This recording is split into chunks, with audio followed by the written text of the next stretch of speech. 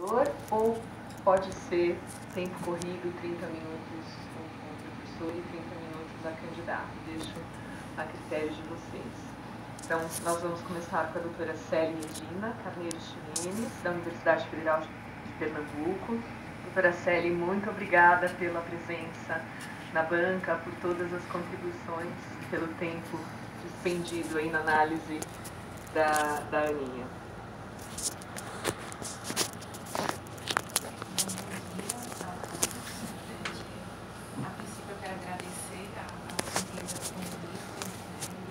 Tá ruim o som pra gente. Eu vou aproximar. Só um minuto.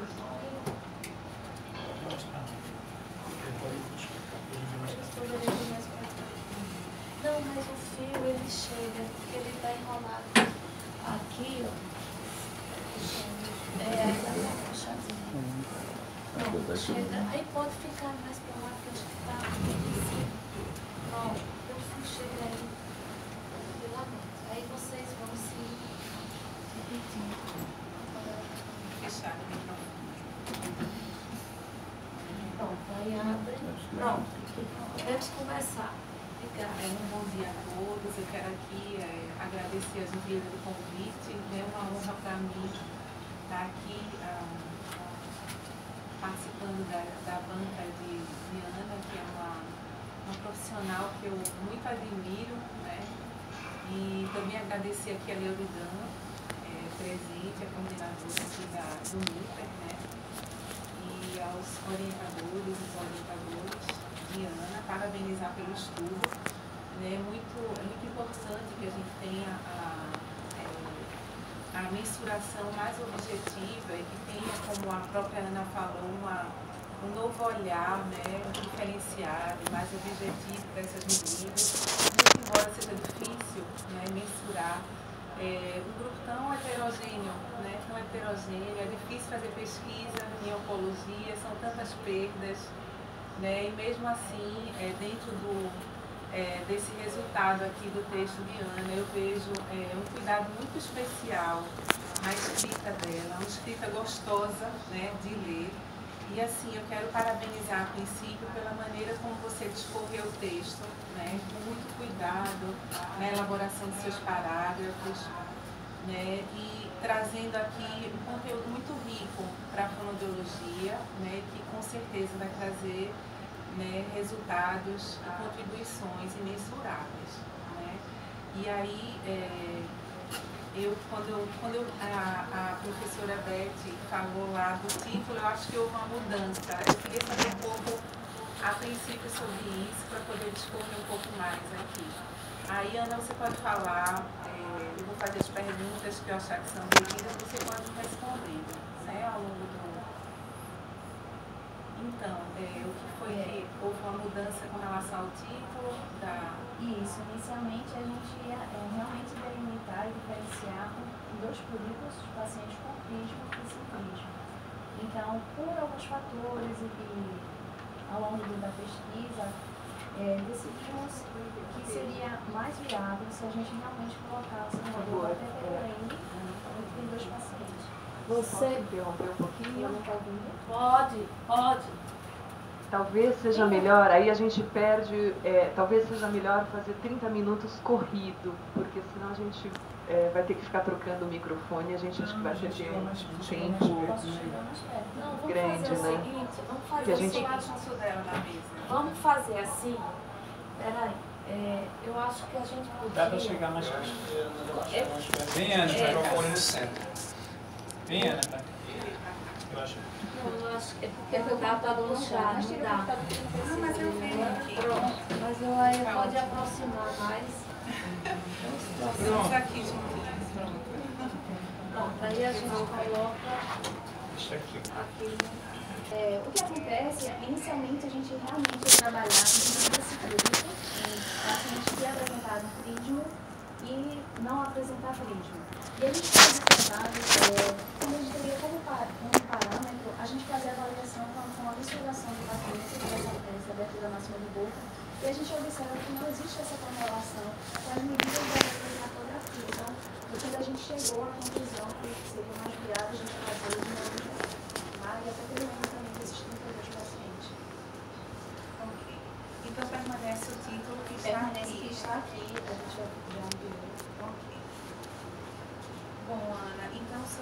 princípio, sobre a sua revisão, né, de literatura, eu acho que ela transcorre muito bem. A princípio, você aborda sobre você põe um item sobre câncer de cabeça e pescoço, e na realidade você já discorre sobre o câncer de cavidade oral e orofaringe. Eu acho que talvez aqui você já possa trazer um título mais específico, porque esse possa realmente estar de acordo com o que você transcorre dentro do seu texto, né? Aqui eu acompanho, assim, há uma sequência muito lógica, muito tranquila do seu texto com relação à conceituação, aspectos epidemiológicos, do tratamento da radioterapia. Eu fiquei muito surpresa com relação à sua amostra, porque não é comum encontrar estadístico tão pouco avançado dentro da realidade do Hospital do Câncer, né, que eu conheço muito bem, de muitos anos. E assim, eu vejo que a sua amostra de estudo é uma amostra realmente de tumores iniciais. Né? Também fiquei surpresa com a questão da radioterapia, né? Mas isso talvez esteja justificado por não ter uma cadeia linfática provavelmente comprometida, então não pegou um campo de radiação. Apesar de que você não teve dados suficientes, não é isso, para ter essa diferenciação aí do que exatamente estava o campo de radiação e o que era a dose de radiação para esses pacientes. Eu acho que isso é um dos pontos muito interessantes do estudo, importantes também. Talvez valha a pena voltar, né, para dentro do CERAP, né, do Centro de Radioterapia, e obter um pouco melhor esses dados. Porque essa é uma questão das mais importantes. Eu cheguei a pensar, a princípio, será que esses pacientes fizeram, né, um protocolo pré-radioterapia com a fono? Esses pacientes foram tratados pela fono antes da radioterapia? Mas, enfim, pouca evidência de trismo, mesmo sabendo que, a princípio, tudo era irradiado, né? O campo sempre era muito alargado e tudo, mas a gente vê que não. Dentro desse estudo aqui, tanto a resposta, apesar de o paciente trazer, né, essa coisa das dificuldades como um dado perceptível, né, dele, né, mas não tem ali um dado objetivo que mostre isso dentro das mensurações que foram feitas do ponto de vista objetivo. Né? Eu queria saber um pouco mais como você poderia tratar essa questão melhor, inclusive para que você possa vir a trazer uma discussão também melhor fundamentada lá no final. Na verdade, a gente percebe como hoje em dia as pessoas estão entendendo muito como a gente já tem falado. E acredito que para chegar nesse M aconteceu por isso que eu fiz questão de mostrar aquele fluxograma. Lembrando que, como critério, a gente colocou que é os pacientes que têm feito o tratamento e concluído tudo a partir de um mês do tratamento e no máximo 8 meses. Então, todos aqueles pacientes de tumores avançados e doenças atividades foram excluídos. Isso já justifica um pouco para chegar nessa amostra. E a gente percebe também, como você falou, a gente surpreende com as respostas, as autoavaliações, mas existem dois motivos. Primeiro, muitos dos pacientes, existe essa diferenciação de variáveis até o término do tratamento. Então, é muita variedade com relação a um paciente que acabou o tratamento em um mês a um tratamento que é até 8 meses. Então, essa autopercepção, ela já modifica a partir disso. Outra questão também que a gente observa que esses pacientes, como eu já mostrei no estudo, são sítios que não estão bastante associados aos músculos mastigatórios, que isso pode já realmente justificar não apresentar essas crises, esses sinais, principalmente acometidos pela radioterapia. Eu não sei se eu tive respondido. E isso, assim, eu acredito que sim, em estudos futuros, com uma amostra maior, a gente possa realmente, assim, afirmar ou não essas hipóteses que estão acontecendo. E acho também interessante a gente ver com o CERAP realmente o que acontece em relação, como a gente não tem os prontuários muito definidos, a gente não pode fazer essa relação. Talvez isso também possa justificar essa minha amostra, esse estudo. Um outro ponto que eu percebi também que assim, a gente vai precisar ver um pouquinho melhor na discussão é a questão da idade. Por que esses menos idosos? A sua população média, ela tem, acho que se não me engano, 40 a 50 anos, a média de idade. Então, não são pacientes idosos. Mas, por outro lado, os menos idosos tiveram mais dificuldades. E eu sinto aqui uma certa dificuldade de discutir. Isso daqui, pela questão da dificuldade mesmo de estar trazendo a literatura para isso daí. Mas talvez pela psico-oncologia, né? Talvez também por alguns estudos de qualidade de vida que mostrem essas diferenças de qualidade de vida. A gente vê que o mais idoso, ele responde melhor às questões psicoemocionais do que os menos idosos. Isso falando da população de idosos, eu não sei dizer, mas o que foi objeto do meu estudo, mas a gente sempre vê os mais idosos terem qualidade de vida melhor relacionada às questões emocionais. Talvez por esses lados você possa responder um pouco melhor, discutir um pouco melhor essa questão que é difícil discutir.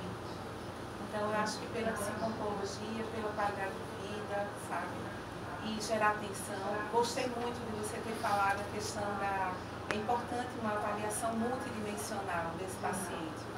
Isso sem dúvida nenhuma, né? Não dá para a gente só pensar no dado objetivo, porque tem toda uma questão psicológica, social envolvida nesse paciente.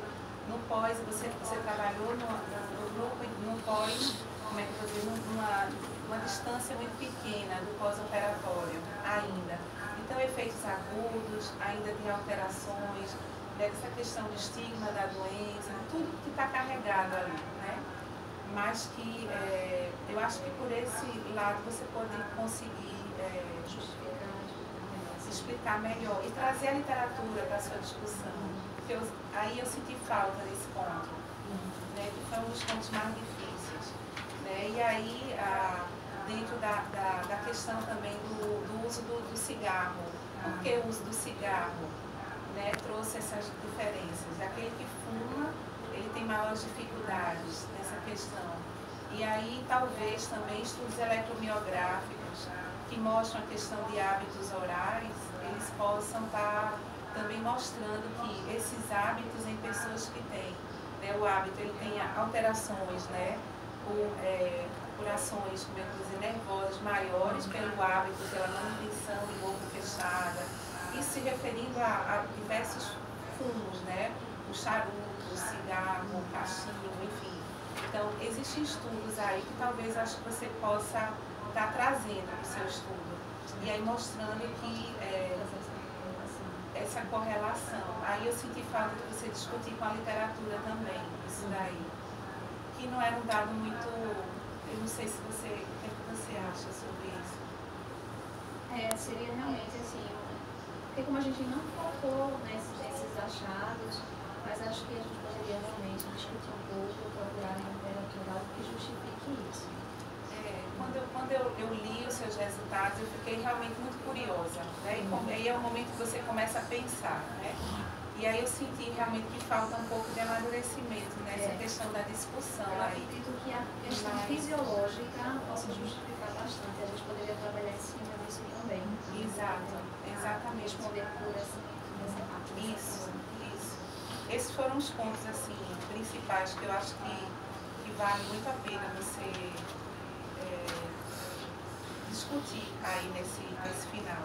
Aqui eu trago algumas sugestões de mudança de alguns parágrafos que você pode ver depois com os orientadores, se você acha que pode mudar ou não, trazendo assim um pouco mais essa questão da sequência, sabe? Dentro dos referenciais, do conceito, até você chegar, né, no amadurecimento de cada um.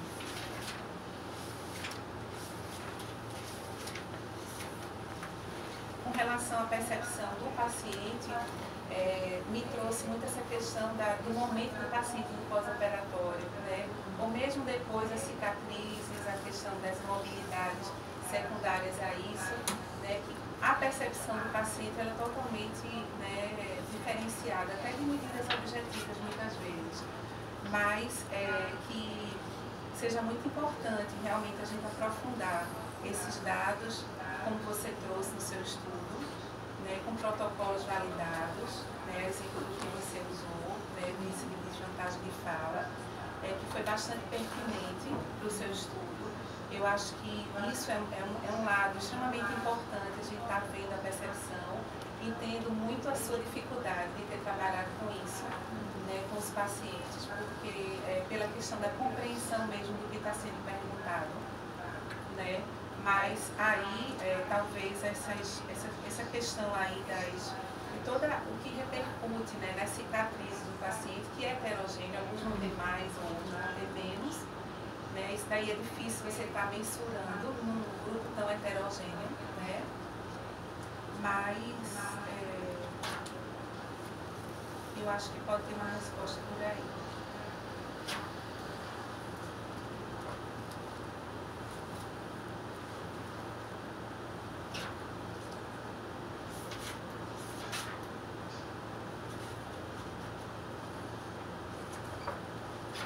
Bom, aí com relação à questão das limitações, o que é que você percebeu, Ana, com relação às maiores dificuldades e limitações do seu estudo? Né? Então, as limitações, acho que você acabou de falar, realmente, super heterogêneo, a gente percebe essa dificuldade. A própria logística que a gente está conseguindo encaminhar esse paciente para outro local, né? Então, existem vários percursos em muitos pacientes. Eles existiam da pesquisa, ou durante a gente fazia a pré-avaliação no prontuário, tentava identificar se realmente aquele paciente não estava com essa atividade. Quando a gente chegava no momento da avaliação, a gente conversando com os pacientes, a gente via que eles ainda apresentavam essa atividade, então isso era mais excluído. Então, essa grande perda dessa amostra durante o percurso foi uma das coisas que mais me preocupou, até para a gente achar que alguns dados mais robustos com o N que a gente encontra. Né? Então, mas isso é pesquisa, a gente sabe que todo trabalho é feito assim. Por isso que a gente pretende continuar para a gente aumentar uma amostra, para a gente tentar justificar da melhor forma, tentando confirmar ou não o que a amostra do nosso estudo apresentou. Vocês ainda me discutindo. Com relação ao acompanhamento do paciente que você referiu no texto, você pensaria no estudo longitudinal? Se você pudesse acompanhá-lo antes ou depois? Isso, e a gente até modificar essa variação de tempo de tratamento. Eu acho que a gente poderia, isso aí causa também várias variáveis. Então, uma coisa o paciente apresentar, ser avaliado e realizar o exame. Logo após o mesmo tratamento, por conta desses efeitos agudos, e o paciente que com 8 meses já do tratamento. Então, eu acho que a gente poderia mudar, tentar realmente melhorar essa amostra nesse sentido. Um perfil o mais próximo possível, já que é uma amostra tão heterogênea. Ótimo. Ok, eu quero parabenizar você. Agradeço bastante essa contribuição, tá? Vou rever com o pessoal da orientação e da orientação. A gente vai ser realmente muito interessante. Eu acredito que vai ser muito, vai contribuir bastante com o nosso estudo. Parabéns. Obrigada mesmo. Parabéns. Doutora Célia, muito obrigada pelas suas considerações. Depois, ao final, eu vou conversar um pouquinho também. Eu vou dar a palavra para o doutor Milton Justino da Silva, também da Universidade Federal de Pernambuco. Doutor Milton, muito obrigada pela sua presença, obrigada pela participação, também já agradecendo pela banca de qualificação, pelo tempo, pelas considerações. Fica a seu critério também se é pergunta e resposta ou de forma mais direta. Sim, né?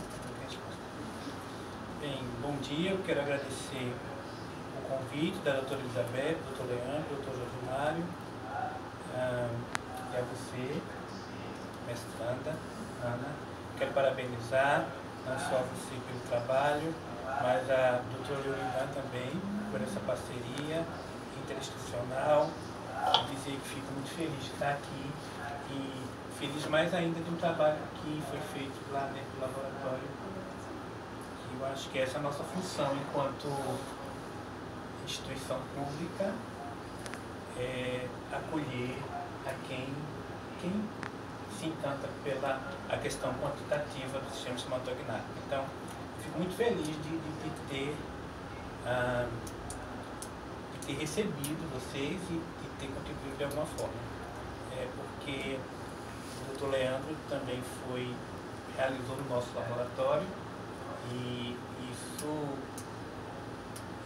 logo quando eu estava no comecinho, o laboratório, isso me torna mais feliz também, que é um trabalho orientado por ele, que também foi uma das pessoas que contribuiu para a construção desse laboratório.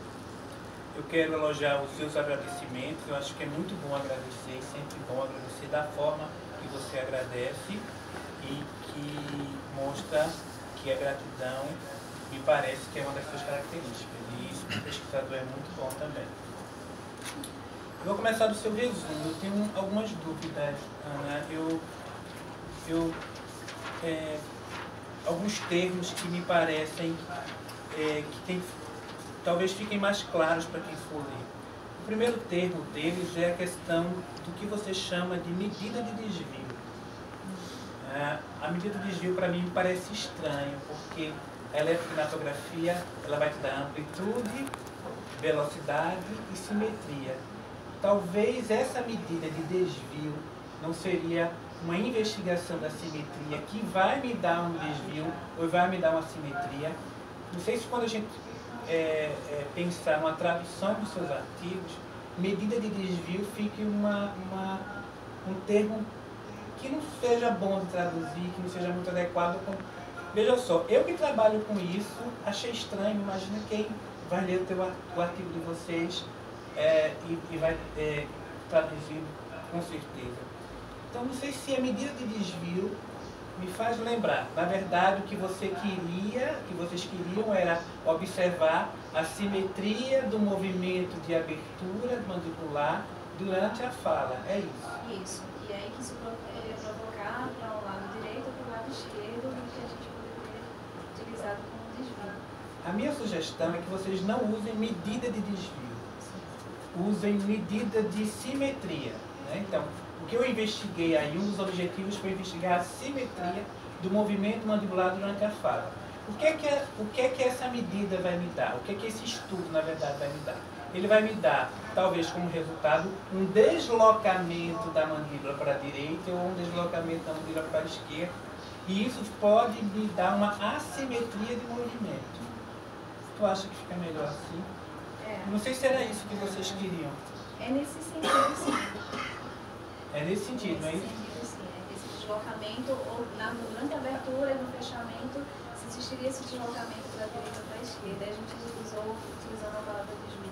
Tá. Então, na verdade, o nome da variável talvez seja simetria. Sim. O que vocês estão investigando na fala seja simetria de movimento mandibular durante a fala. Ou mesmo, se vocês quiserem assumir, simetria de abertura durante a fala. Mas o que ele vai te dar é uma abertura, é uma lateralidade máxima para a esquerda ou uma lateralidade para a direita. Então não dá para fazer um estudo muito... A não ser que a gente vá lá milímetro por milímetro, né? De 10 a 10 milímetros, a gente pode conseguir fazer isso. De 1 em 1 centímetro você pode fazer e tirar essa medida, que o equipamento te dá isso. Então, eu acho que fica melhor e fica como primeira sugestão, vocês, no teu método aí, desde o resumo, falar que vocês viram as medidas de amplitude, frontal e sagital, e simetria e velocidade. Certo? Essas são as variáveis. No teu resumo, parece que não existe diferença, isso eu vi lá também, parece que não existe diferença de velocidade de abertura e fechamento durante a fala, né?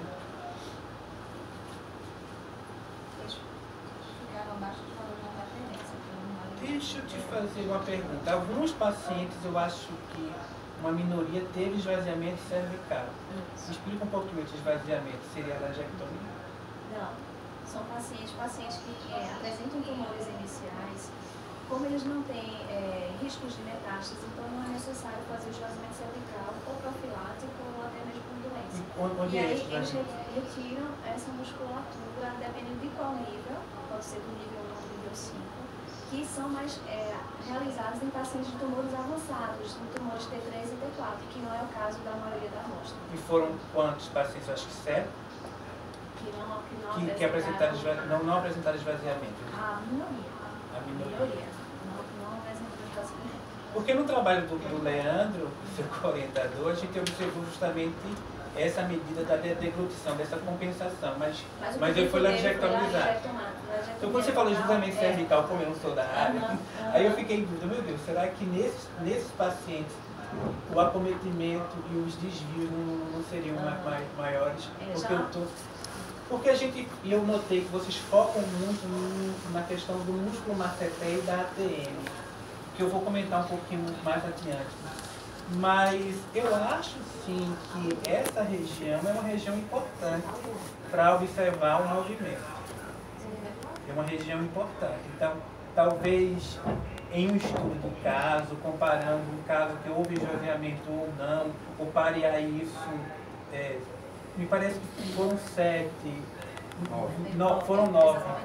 Foram exatamente 9 pacientes que tiveram isso. Então, talvez se o Leandro pudesse te ajudar a parear isso, talvez a gente pudesse achar um resultado que fosse um resultado interessante. Esse dado faria alguma diferença nesse resultado? Eu não conheço muito a questão do esvaziamento, mas talvez isso se dê, porque eu estou mexendo em estruturas que ajudam no movimento mandibular.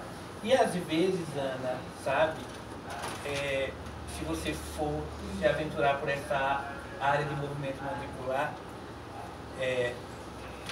às vezes a gente fica muito, como eu já disse, a gente fica muito centrado na região da musculatura elevadora da mandíbula, que é o masseter, e a musculatura e a ATM também. E existem outras coisas, outros músculos que vão ajudar nessa dinâmica do movimento mandibular. Então, dá uma atenção depois, com esses dados, a esses pacientes que tiveram esse esvaziamento cervical, né? Não sei se você acha interessante ver isso.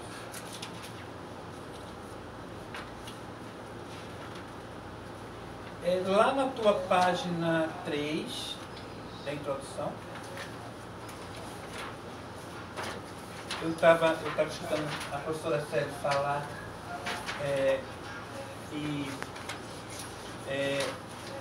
na sexta-feira a gente fala um pouquinho sobre essa questão dos métodos objetivos. Eu gostei muito de você não ter usado a palavra objetivo. Você usa a palavra quantitativo, uma propriedade, né, que me deixa muito feliz. Porque nunca que esse exame vai ser objetivo. E a gente tem que deixar dessa mania de dizer que tudo que é tecnologia é objetivo.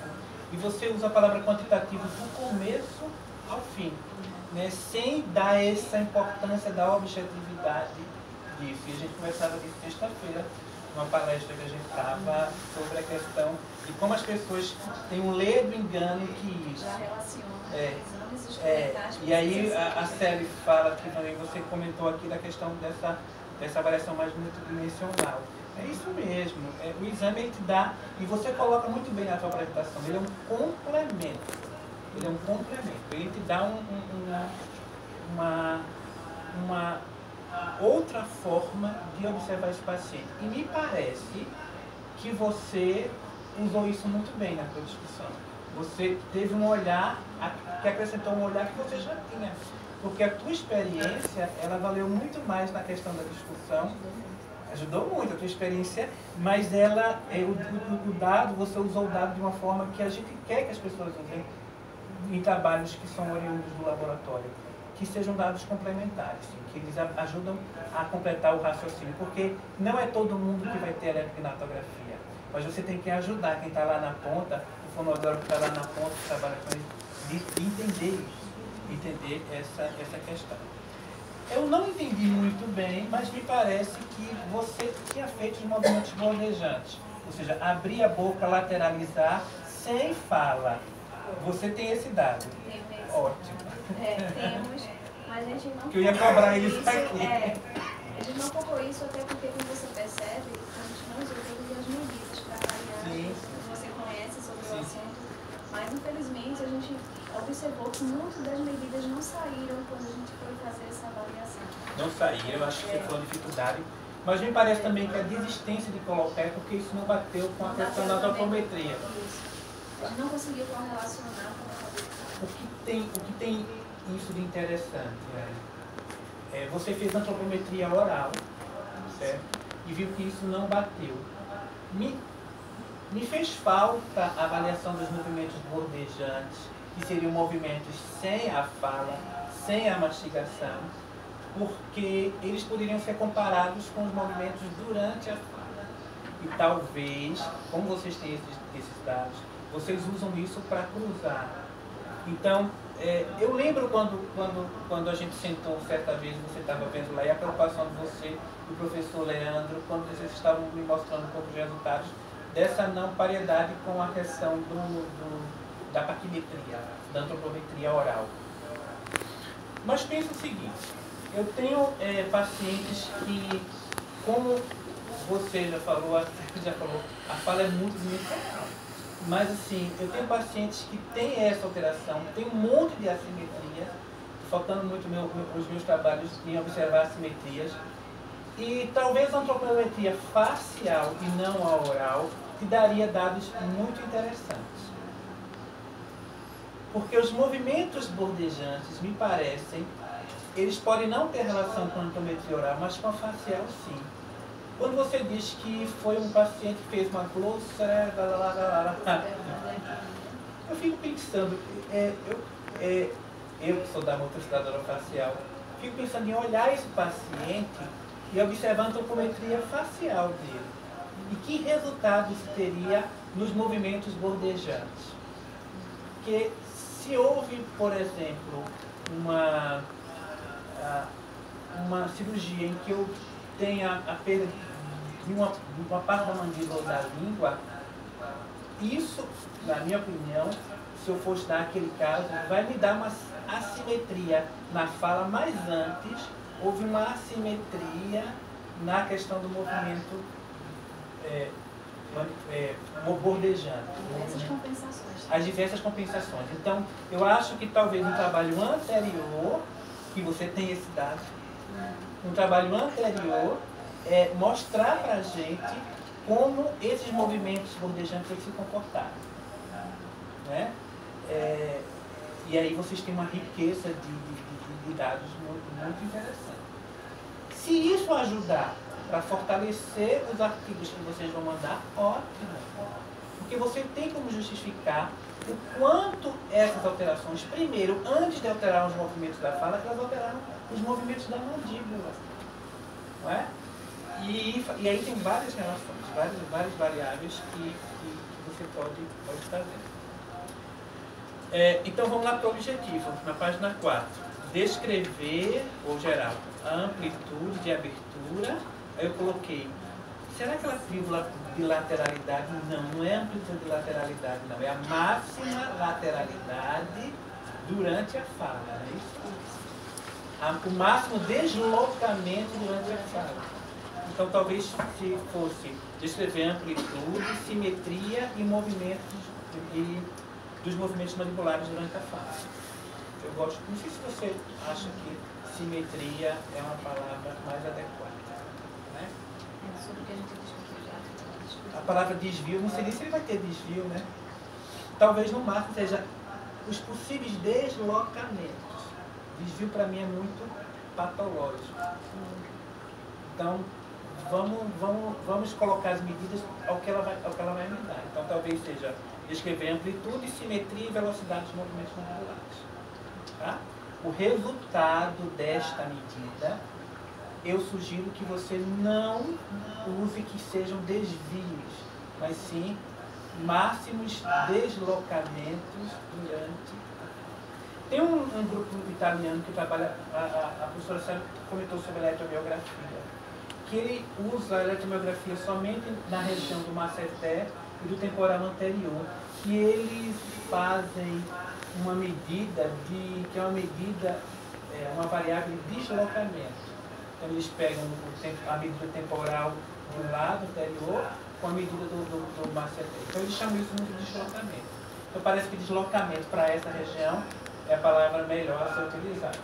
Tá? O deslocamento também seria o sono. me incomoda menos do que desvio. Né? Mas veja, mas a medida é simetria, isso a gente já sabe. Porque quando eu abro a boca para falar, quando eu estou falando, eu posso ter assimetrias na amplitude do movimento, assimetria na abertura durante a fala. Foi isso que você investigou. Então, se eu tenho essa assimetria, então houve um deslocamento mais para a direita e um deslocamento para a esquerda. Depois você estuda o conceito de deslocamento e desvio para ver qual é o termo, mas a medida é a simetria. O que vocês queriam era ver simetria. Tá? E aí a minha pergunta é, o que é que vocês consideram como assimetria? Porque esse dado vocês não estudaram. Vocês só viram o máximo deslocamento, o máximo desvio para a direita ou para a esquerda, tanto é que para a direita teve uma relação. Vocês viram o máximo desvio para a direita, ou o máximo deslocamento para a direita e para a esquerda. E fizeram essa relação. Mas vocês não usaram uma medida, talvez, de assimetria. Talvez falte a esse trabalho. Uma variável, um estudo, não sei como é que chama isso, um objetivo, um desfecho de assimetria. Mas esse dado de assimetria ele vai ficar um dado tão isolado se eu não tiver, por exemplo, uma cronometria facial desse paciente, que é o que falta. Então, a minha sugestão talvez é usar os dados e ver com seus orientadores o quanto eu posso calcular a assimetria de movimento mandibular. Esse dado é um dado anterior que vocês queriam ver. Porque o que você viu foi o seco. Quando ele abre a boca, o máximo que ele desvia para a direita e o máximo que ele desvia para a esquerda. Isso se chama máxima medida de lateralização para a direita e para a esquerda. Então, quando se fala desvio de lateralidade...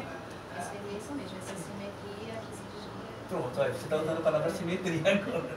Com propriedade. Eu gosto mais de ouvir que você fala da simetria. O que você viu não foram assimetria. Então, é um dado também rico que vocês, Ana, podem utilizar em um estudo anterior também. Tem um monte de coisa.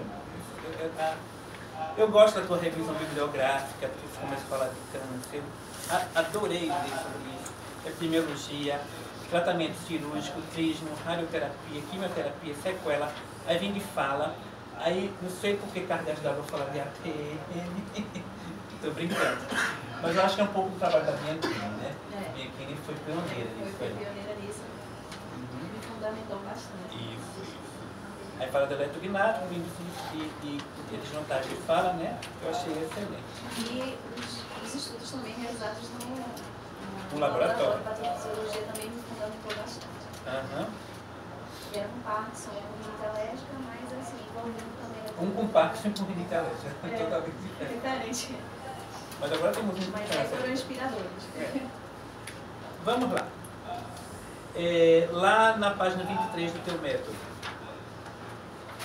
Aí coloca, olha só como vocês colocam as variáveis do estudo. Vocês colocam amplitude vertical, não é isso? Amplitude do plano sagital, desvio em lateralidade. Simetria de movimento durante a fala. Isso é o que a gente está falando. Então, talvez mudar seria mais interessante. A gente pode depois ver um nome mais adequado, mas o que vocês estão vendo aqui... Aí vê como é que você coloca desvio em lateralidade. Olha como é que você... A assimetria apresentada durante a abertura. Já está respondido. A nomenclatura já está respondida. Então, na verdade, eu coloquei assim, é amplitude de lateralidade e depois não, eu acho que é simetria de abertura. Esse dado é simetria de abertura. Tá? Não usa a palavra assimetria, porque vai bem bonitinho, amplitude, aí o outro você coloca como simetria. Velocidade eu acho que está ótimo.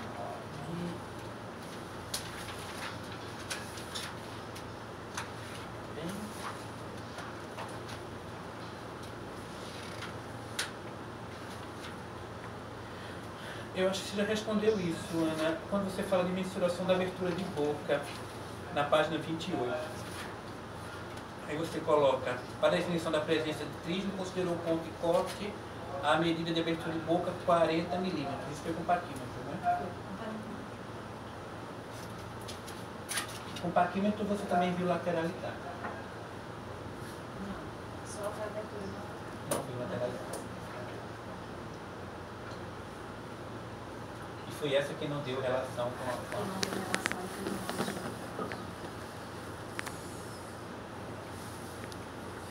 A que você deve isso?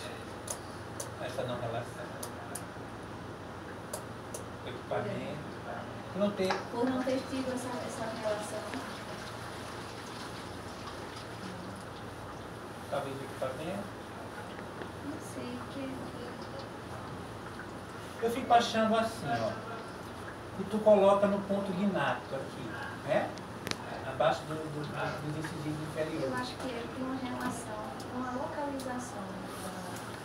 A localização. Porque assim, para os movimentos. E pensando no que a professora Sally falou, me parece que tu pedia a ele um movimento. E o outro tu pedia um movimento imensurável estaticamente. Então você via a máxima abertura. Isso, quando eu fiz essa relação, que a gente percebeu que não teve correlação, foi só para abertura e fechamento, não foi durante a fala. Mas tu percebe que quando tu está na eletrognatografia, tu tenta abrir e ficar. E outra coisa, aí percebi também, na mensuração da abertura máxima de boca com parquímetro digital, a gente pede para abrir o máximo. O máximo segura, e segura. E a gente percebe que a partir que vai fazendo a segunda ou terceira vez, essa abertura ainda aumenta ainda mais. Já com o movimento da abertura e fechamento, a gente pede para abrir o máximo, mas não dá aquele incentivo de abre mais, abre mais. Talvez eu acho que seja tem isso, talvez seja relação de diferença. Talvez seja isso. Eu acho que isso não ficaria mais aí. Eu acho que seja Tanto que a gente percebe que existe uma maior abertura para o parquímetro digital do que para os movimentos moleculares. Quando a gente pede com um eletroaleatório. Tá. Talvez. Porque me parece que na eletrognatografia eu estou avaliando dinâmica, né? E na antropometria oral eu estou avaliando uma medida de máxima abertura. Mas com o Leandro você viu que deve ter algumas outras coisas aí, talvez até o equipamento. Eu percebi até que interferência do equipamento, a gente reviu, mas não fez batia. aquilo, não batia. E assim, gritantes diferenças. Gritantes, eu vi. Gritantes diferenças. Aí quando vocês forem escrever, sempre lembrar disso, lembrar dessa questão de como a fala é dinâmica e como a eletrognatografia, apesar das pessoas acharem que é tão objetiva assim, ela te dá só um dado quantitativo que tem. E as interferências disso, né? Que vem. Na tua tabela 11, na página 44.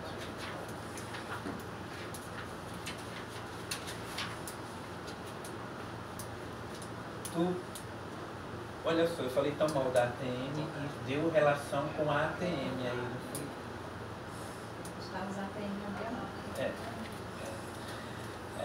parece que tem essa relação, né? Mais do que qualquer outra nem com trismo deu, né?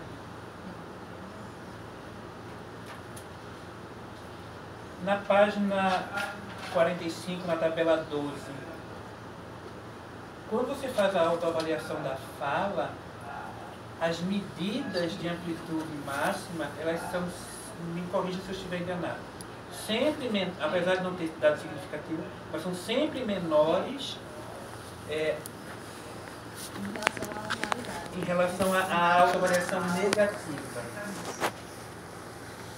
Tu tem que explicar essa não deu significativo. Na página 45. Tu tenta explicar isso, ou isso é um dado talvez que mereça uma atenção. Parece que se eu tenho uma autoavaliação positiva, eu vou abrir mais, eu tenho menos amplitude. No entanto, maior velocidade.